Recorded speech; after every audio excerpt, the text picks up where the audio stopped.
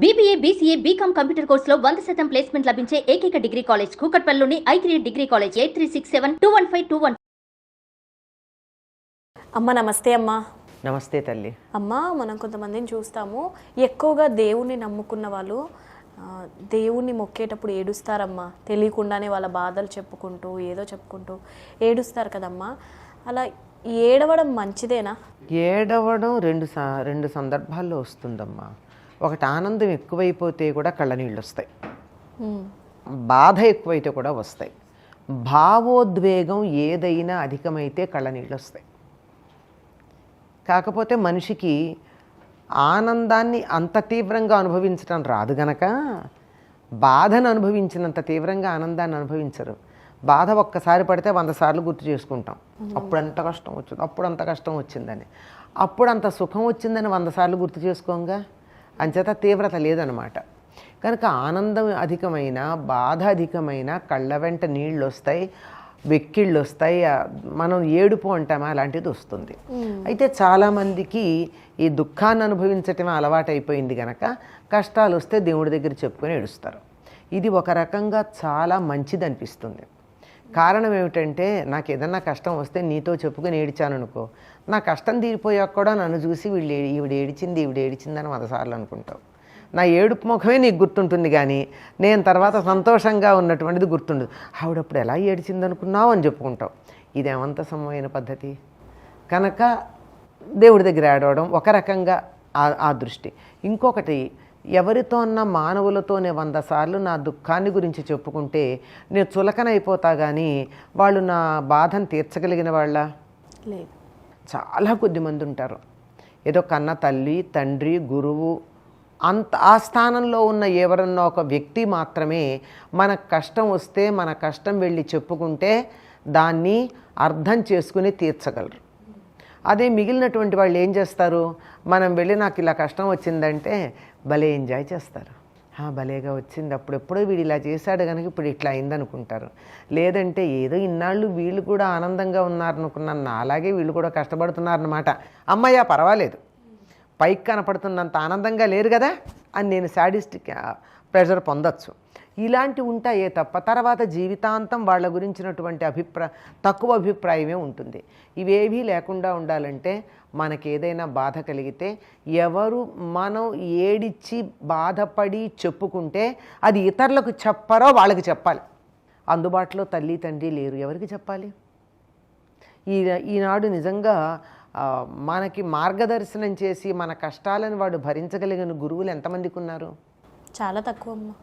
నాకు మంత్రోపదేశం చేస్తాను డబ్బు ఇయ్యమనేటటువంటి వాళ్ళే ఉన్నారు తప్ప, నాకింతమంది శిష్యులు ఉన్నారు అని చెప్పి ఇలా తిరిగేటటువంటి వాళ్ళే తప్ప, నిజంగా శిష్యులుగా స్వీకరించినటువంటి వారి కష్టాలన్నీ మేము భరించి వాళ్ళ కష్టాలన్నింటినీ మేము తీరుస్తాము అన్న గురువులు ఎంతమంది ఉన్నారు? లేరంటల్లా, తక్కువ మంది ఉన్నారు. నాకు తెలుసు కనుక అంత నమ్మకంగా నేను చెప్తున్నా, ఉన్నారు. కానీ ఎంతమందికి అందుబాటులో ఉన్నారు, ఎంతమందికి అంతటి నమ్మకం ఉంది? అటువంటప్పుడు 10 మంది దగ్గర చులకనైపోకుండా, 10 మంది దగ్గర తర్వాత మన గురించి వాళ్ళు తక్కువగా మాట్లాడే అవకాశం ఇవ్వకుండా మనసులో ఉన్న భావోద్వేగాన్ని చెప్పుకోవడానికి తగినది ఎవరు? దేవుడే. ఆయన ఎవరికి చెప్తాడు? అందుకే ఏమిటో, ఎందుకలా బాధగా ఉన్నావు, ఎందుకలా మొహం అలా ఉంది, నువ్వు చెప్పు, ఇంట్లో ఏమన్నా కష్టాలు ఉన్నాయని అడుగుతూ ఉంటారు చాలామంది. ఎందుకంటే తెలుసుకుని ఆనందించడానికి. అట్లాంటప్పుడు తెలివిగల వాళ్ళు ఏమంటారు, నువ్వేమన్నా ఆర్చేదానివా తీర్చేదానివా?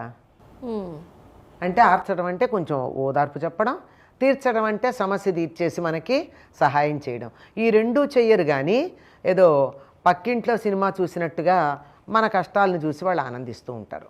అందువల్ల అటువంటి పరిస్థితి లేకుండా, పోనీ అంటే మనిషి బాధ కలిగినప్పుడు ఎప్పుడప్పుడు బయటికి చెప్పుకోకపోతే బద్దలైపోతుంది మనసు, గుండె తట్టుకోలేదు. గుండెలో బాధని ఎంత నిలబెట్టుకోగలదమ్మా? ఒక బెలూన్లో గాలి ఎంత ఉంటుంది, కొంత స్థాయి, ఎంతకు మిగిలితే ఏమవుతుంది? పగిలిపోతుంది. కనుక ఎక్కువైనప్పుడు ఏం చేయాలి? కొద్దిగా గాలిని రిలీజ్ చేయాలి. మీరు టైర్లలో ఉన్న ట్యూబ్కి గాలి కొట్టడం గమనిస్తూ ఉంటారు కదా. ఒక స్థాయి వచ్చిన తర్వాత వెనక చక్రాలు ముందు చక్రాలు తేడా ఉంటాయి. దాన్ని బట్టి అందులో అధికంగా కనుక గాలి వస్తే వదిలేస్తారా లేదా? అలాగా మన గుండె పగిలిపోకుండా ఉండాలంటే మన మనసులో ఉన్న ఆవేదన ఎవరో ఒకళ్ళకి చెప్పుకోవాలి. ఎవరికి చెప్పుకుంటే మనకి సేఫ్, క్షేమం, భద్రం? ఎవరికి చెప్పుకుంటే? దేవుడికి. ఆయన ఇంకెవ్వరికీ చెప్పడు మన కష్టాన్ని. వీలైతే తీరుస్తాడు, లేదా తట్టుకోగలిగిన ధైర్యం ఇస్తాడు. ముందర లోపల ఉన్నటువంటి ఆవేదన తగ్గి, బరువు తగ్గి అని తేలికవుతాం. ఈ తేలికతనం అవుతుంది, సమస్యకి పరిష్కారం దొరికే అవకాశం ఉంటుంది. ఇతరులకు మన విషయం తెలియదు కనుక దేవుడి దగ్గర ఏడిస్తే ఏమీ తప్పులేదమ్మా.